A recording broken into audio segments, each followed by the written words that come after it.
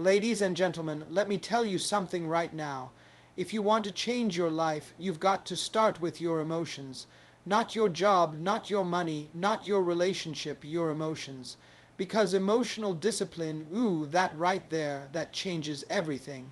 Emotional discipline is the ability to stay calm, focused, and purpose, driven even when emotions are pulling you in every direction.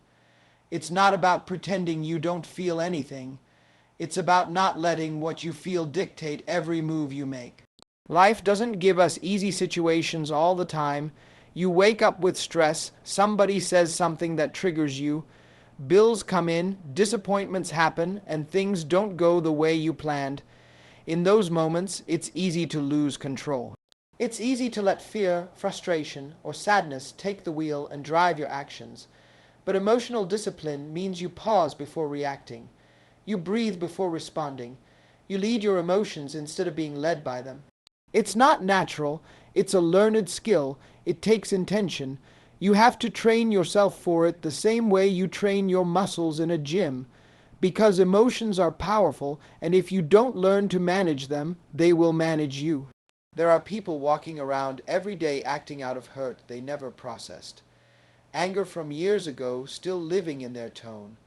Fear from the past still guiding their choices. They don't even realize that their emotions are running the show. But when you practice emotional discipline, you begin to separate your identity from your emotion. You stop saying, I am angry, and start saying, I feel angry, but I can choose how I respond.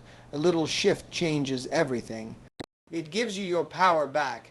It gives you control over the one thing you can always control, yourself. In a world that tries to provoke you constantly, emotional discipline is a kind of superpower. It's not weakness to stay calm, it's strength. It's strength not to clap back. It's strength to walk away. It's strength to think before speaking. Emotional discipline gives you clarity, because when you are not clouded by temporary feelings, you can see permanent truth. That clarity helps you make better decisions, build stronger relationships, and protect your peace. People who practice emotional discipline don't avoid confrontation. They just don't allow emotion to distort communication. They face challenges with grounded energy instead of reactive chaos. It's also important to understand that emotional discipline is not suppression. Suppression is dangerous. It builds resentment. Emotional discipline is awareness. It's saying, I see what I feel, I understand what I feel, and I will not let it take me off course. You acknowledge your emotions without giving them full control. That gives you the freedom to act from your values, not your mood. And when you consistently act from your values, your life starts to reflect stability and strength. Think about the moments in your life when things went wrong because of an emotional reaction. Maybe it was an argument, a bad decision, or something you said that you didn't mean. We've all been there, but now think about what could have changed if you had paused, if you had taken one breath. That space between emotion and reaction is where discipline lives, and that space can save relationships, opportunities, reputations, and futures. Emotional discipline helps you create that space. This kind of discipline also builds confidence. When you know you can handle emotionally charged situations without breaking down or blowing up, you walk different. You speak with intention, you listen better. People trust you more, and more importantly, you trust yourself. You start to build a reputation not just for what you do, but how you carry yourself. Emotional discipline becomes part of your character, not just your behavior. It shows up in how you lead, how you parent, how you love, how you navigate adversity. Because no matter what the world throws at you, your internal world is steady, and that steadiness is rare, valuable, and powerful. Mastering your emotions gives you control of your reactions, choices, and relationships. Emotions are natural, but they are not always accurate. They come fast, they intense, and sometimes they lie to us. You might feel like someone disrespected you when they didn't mean it. You might feel abandoned when someone simply had their own struggle going on. When you don't master your emotions, you allow those temporary feelings to become permanent consequences. But when you learn how to manage and guide those emotions instead of reacting from them, You begin to take back control of the things that really matter. Life will always bring challenges, and people will always test your peace. But you don't have to let any of it define you.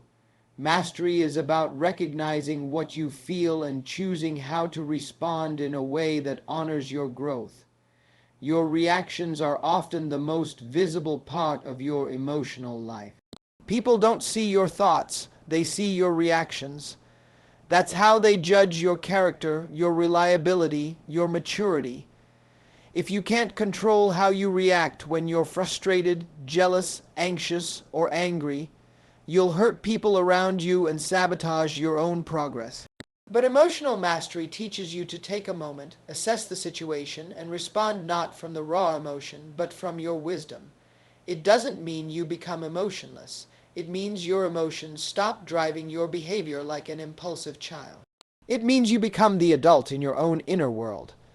People who have mastered their emotions don't avoid the difficult conversations, but they approach them with calm and clarity. They don't let rage or ego speak for them. They let values and purpose lead the way. Choices are deeply affected by emotion. When you're sad, you might choose to isolate. When you're angry, you might choose to burn a bridge. When you're insecure, you might choose to settle for less than you deserve. Every one of those choices can change your life. Emotional mastery lets you pause long enough to make better choices. You learn to wait until the emotional storm passes so you can see clearly. The decision you make in a state of peace is always better than the one you make in panic. Mastering your emotions is like putting a filter on your decision-making process. You don't block emotion. You just make sure it's not the only voice you listen to. Relationships thrive or suffer depending on emotional control. When two people both operate out of unfiltered emotion, conflict becomes explosive. Misunderstandings become frequent and trust becomes fragile. But when at least one person in that relationship practices emotional mastery, peace becomes possible. Patience shows up. Listening becomes deeper. The relationship gains strength because it's no longer just reacting. It's responding. It's not just about how you feel.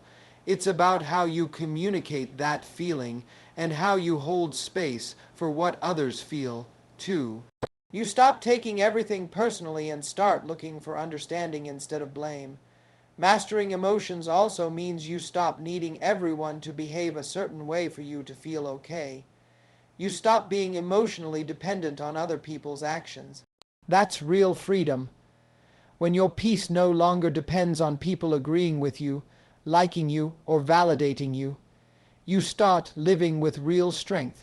That kind of emotional independence empowers you to walk through the world without fear of rejection or failure because your sense of self is grounded, not shaken by every wind that blows.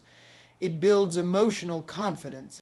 You stop chasing reactions and start building responses. You become the person others look to when things fall apart because they know you won't. Mastery isn't perfection. It's awareness, intention, and consistency in how you deal with what you feel so you can protect what you're building. Emotional discipline allows you to break destructive cycles. Anger, fear, self-doubt, and choose growth over reaction. A lot of people are stuck in loops they don't even realize they're in. They keep repeating the same arguments, attracting the same kind of relationships, making the same poor decisions, and experiencing the same disappointments over and over. And often, it's not because life is against them. It's because they haven't learned to interrupt their emotional patterns that lead them back to the same place. When anger becomes your default response, it pushes away connection and builds resentment. When fear controls your choices, it keeps you stuck in places you've outgrown. When self-doubt clouds your vision, it blinds you to your potential. These emotions aren't just feelings, they become habits. They turn into reflexes, and unless they're examined and replaced, they shape your life more than your intentions ever will. Breaking those emotional patterns requires awareness, and awareness is the first step to change. You've got to be willing to look in the mirror and be honest about what triggers you, what keeps pulling you into negativity, and what part of your reaction is the choice you stop realizing you're making. Emotional discipline is about reclaiming that choice. It's about pausing long enough to say, I've been here before, and I don't want to go down this road again. It's about realizing that just because you've always reacted a certain way, doesn't mean you have to continue reacting that way. Change begins the moment you become aware of the pattern and decide that your growth matters more than your pride or comfort. When anger shows up, emotional discipline lets you acknowledge it without unleashing it. You can say, I feel this, but I don't have to become this. That single decision is powerful because it creates space between stimulus and response. In that space, growth happens. You may have grown up around yelling, violence, or emotional chaos, and not even recognize that peace is an option. But when you begin to discipline your emotional responses, you're not just changing your future, you're breaking generational patterns.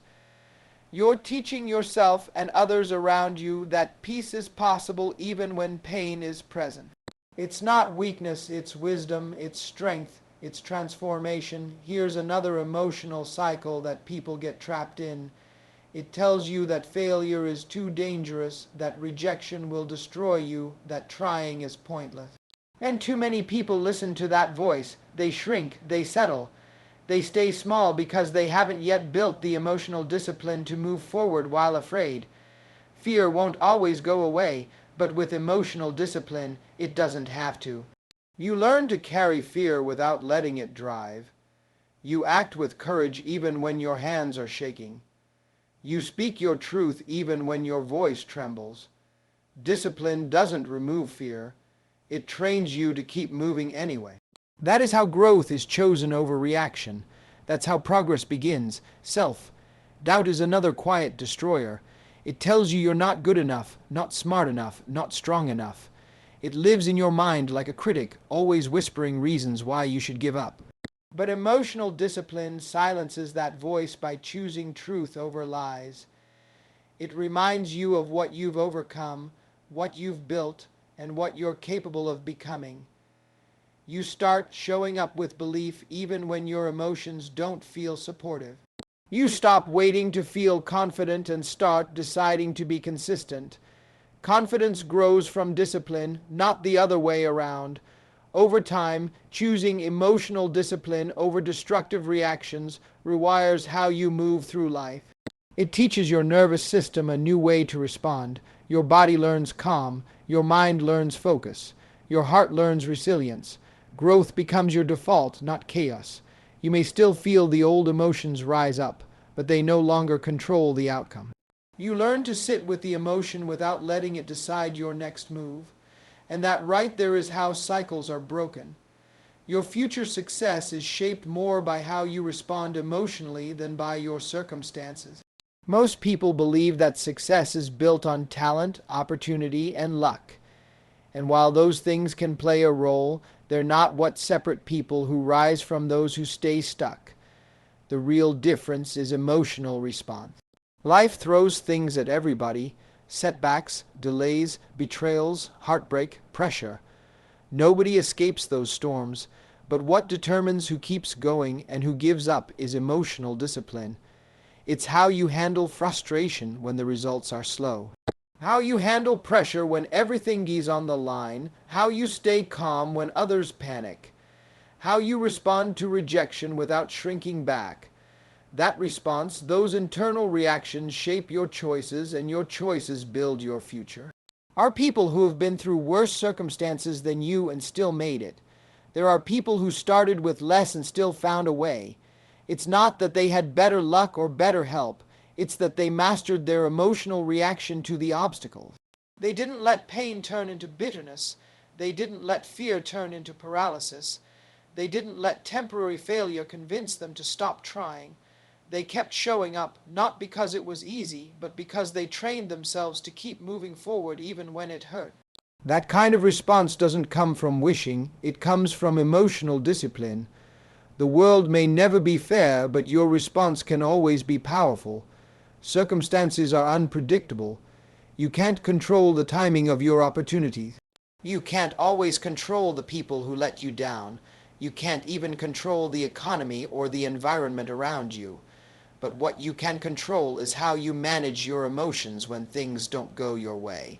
That is your anchor. Emotional discipline is what lets you keep working when you're tired, keep believing when you've been overlooked, keep loving when you've been hurt. It's the force that keeps you rooted in purpose instead of getting tossed around by every disappointment. That steadiness becomes your edge. It's what separates the one who folds under pressure from the one who rises above it. Think about the people who inspire you. Chances are they didn't have a smooth journey. They were misunderstood, doubted, overlooked, but they didn't quit. And the reason they didn't quit wasn't because they never felt overwhelmed. It's because they learned how to deal with what they felt without letting it derail them. They used their emotion as fuel, not as an excuse. That's the secret to sustainable success. Emotions will visit you: anger, sadness, loneliness, even jealousy. But with discipline, you decide what to do with them. You don't deny them, you don't bury them, you just don't allow them to take the driver's seat. You use them as information, not instructions. Success requires consistency, but you can't stay consistent if you're emotionally fragile. If every small failure throws you into self-doubt, if every tough conversation sends you into avoidance, if every delay feels like defeat, then you'll give up too soon. Emotional discipline builds that consistency by teaching you to push through emotional resistance. When your emotions say stop, you say not yet.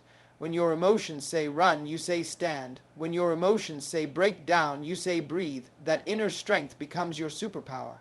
Even in moments when you feel powerless externally, emotional discipline gives you back your internal power. You might not be able to change what's happening around you, but you can always change how you respond to it. That one choice ripples into everything: your focus, your effort, your attitude, your decisions. And over time, those consistent responses start to shape a very different outcome. Success then isn't built only on what happens to you. It's built on how you handle what happens. People with emotional discipline create peace inside regardless of chaos outside. Life rarely unfolds in a neat, calm, organized way. There's always something happening. Someone's disappointed in you. Deadlines are piling up. Bills are due. Someone misunderstood you, or your plans didn't go as expected. Most people let the outside world dictate their internal state. If things are going well, they're happy. If things are falling apart, they're anxious, angry, or discouraged. But people who develop emotional discipline don't live that way. They've trained themselves to protect their internal peace no matter what's happening externally. That peace doesn't mean they ignore problems. It means they don't let those problems define them. They've built a kind of emotional firewall that stops every piece of outside drama from setting fire to their spirit. Creating peace inside is not a passive thing. It's not about lighting candles and repeating affirmations while ignoring life's problems. About confronting situations with a calm and grounded presence. It's about choosing stillness even when your circumstances feel loud. It takes effort to remain anchored when the world is shaking around you. Emotional discipline gives you the tools to stay composed when everything else is chaotic. That kind of composure is powerful. It doesn't mean you don't feel stress. It means stress doesn't control you. It doesn't mean you don't feel anger. It means anger doesn't explode out of you and damage what you care about. It means your inner world becomes a place of safety, strength, and clarity that the outside world can't easily invade. Peace is built through repetition. It's built every time you choose not to react. It's built every time you step away from the noise instead of diving into it. It's built every time you breathe instead of blame. Listen instead of lash out. Respond instead of react. Over time, your nervous system starts to trust that you can handle discomfort without losing your mind. You stop depending on other people to regulate how you feel. You stop needing circumstances to go your way to feel okay, and that's when you begin to live in a real kind of power. It's not the power of controlling other people. It's the power of controlling yourself. When you have peace inside, people can't shake you so easily. Their judgment doesn't cut as deep. Their drama doesn't hook you in the chaos. Their bad energy doesn't poison your day. You become a kind of presence that other people notice. You walk in a room and change the atmosphere because you're not carrying confusion or desperation. You're carrying stillness. That stillness is attractive. It draws people in, not because you're loud, but because you're centered. Not because you have all the answers, but because you've learned how to be calm in uncertainty. That's emotional maturity. That's leadership. That's strength. When you don't have peace inside, you end up reacting to everything. You overthink, you argue, you defend yourself constantly, you try to control people, you chase validation, and you become exhausted. But peace quiets all of that. It lets you choose your battles. It lets you walk away with dignity. It lets you let people be wrong about you and still sleep at night. It lets you do the hard work without being burned out emotionally. Peace is not passive. It's a strategy. It's a choice you make every day. And it comes from emotional discipline. You have to train your mind to think thoughts that serve you instead of thoughts that sabotage you. You have to choose presence over panic. You have to stop replaying the past and obsessing about the future and come back to what you can do right now. That present moment awareness is where peace lies, and the more you practice it, the more it becomes your default. You don't wait for peace to happen, you create it. You build it by learning how to sit with discomfort, how to respond instead of react, and how to maintain perspective when emotions try to pull you into chaos. You don't need to suppress emotions. You need to lead them, not let them lead you. Many people misunderstand emotional discipline as being cold, detached, or unemotional, but it's actually the opposite. Emotional discipline requires you to be deeply aware of what you're feeling. It means you understand your emotions so well that you don't allow them to control your behavior. Emotions are signals, not commands. They are data, not direction. You don't ignore them, you interpret them. When sadness hits, it's not something to push away. It's something to understand. When anger rises, you don't explode or bottle it up.